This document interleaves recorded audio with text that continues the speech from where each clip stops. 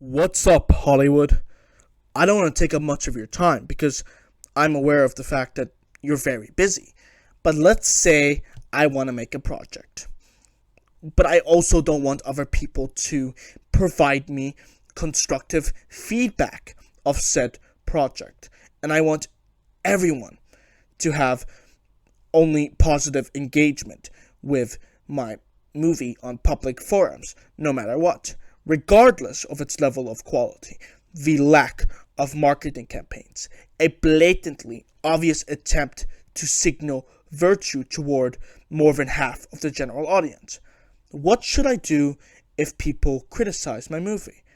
Oh, so I cast minorities just because they're minorities, not because they are competent actors, and label honest movie critics as sexist, racist, or homophobic bigots because they happen to be cis white males reviewing the movie?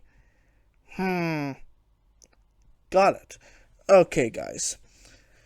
Let's get started. Ladies and gentlemen of the jury, welcome to the Critic Sphere of Hollywood 2022. It turns out that according to Billy Eichner, and to avoid misquoting the man, or however he wishes to identify himself within his own right, I want to read the actual thing that Billy Eichner said.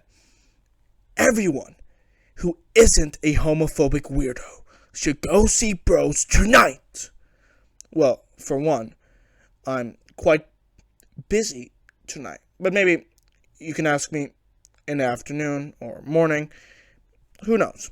So anyway, it turns out that I am a homophobic weirdo sitting on a chair right now because I just happened to not be interested in seeing a movie.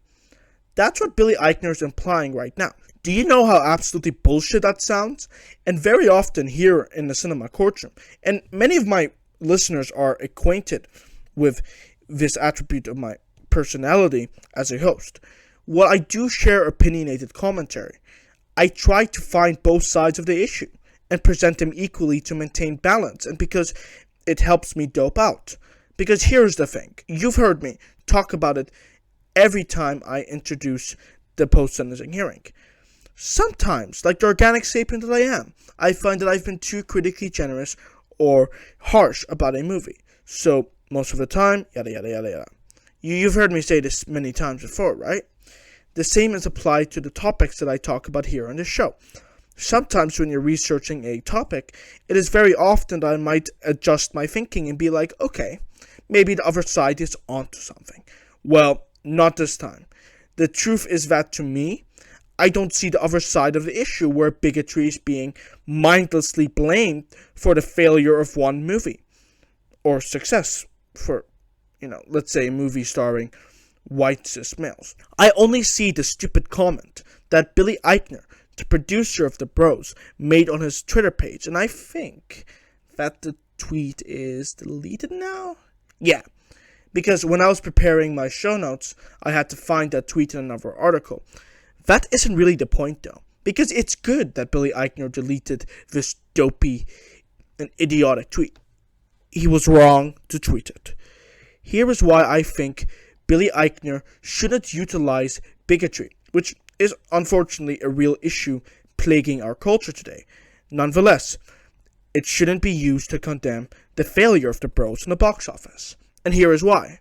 First off, Billy Eichner should cast blame on how engagement of a movie might be changed over time. We are no longer living in an age of romantic comedies, which is what Bros is. A romantic comedy involving two gay men. But the reality is, those movies don't perform well in the box office because the moviegoer isn't going to book a ticket to see a rom-com in the cinema.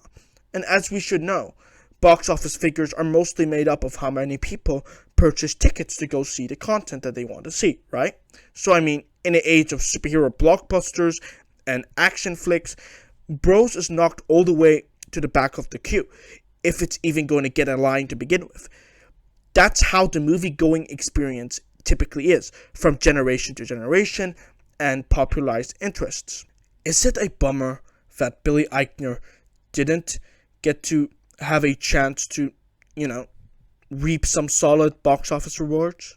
Sure, I would want someone to have the same sympathy for me if I happened to make a movie and it flopped the way that Billy Eichner's picture did.